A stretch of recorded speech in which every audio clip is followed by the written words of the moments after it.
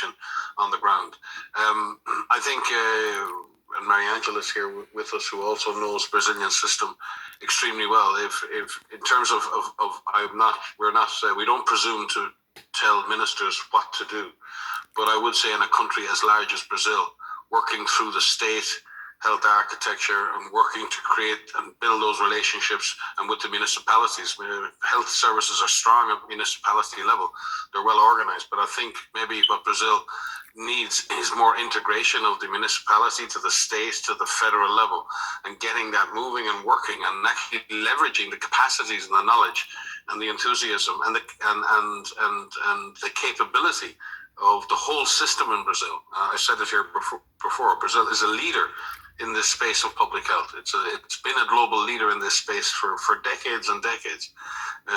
What needs to happen is, in a sense, to leverage all of that. And we wish the federal minister the best of luck, and would advise that working as closely as possible with the state and municipal health authorities to align and build a cohesive, comprehensive response that can be sustained over time is the same advice we would give effectively to any minister in any large federal state in the world.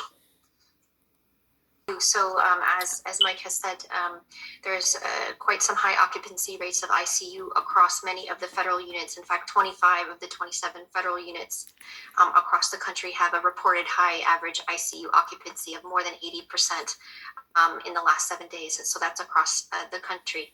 And in the last 7 days, the average number of cases reported per day exceeds 70,000. With more than 2,000 deaths per day. So the country is under some heavy burden. But as you have heard us say many times before, Brazil has a lot of experience of dealing with not only COVID-19, but many infectious diseases. Our country office staff and our regional office staff are working with the different federal levels and the state levels to support the country and to make sure that those who are needing care receive the oxygen that they need.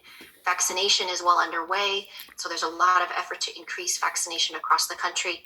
But we stand ready as an organization through our regional office and country office to continue to support Brazil to get through these very difficult times.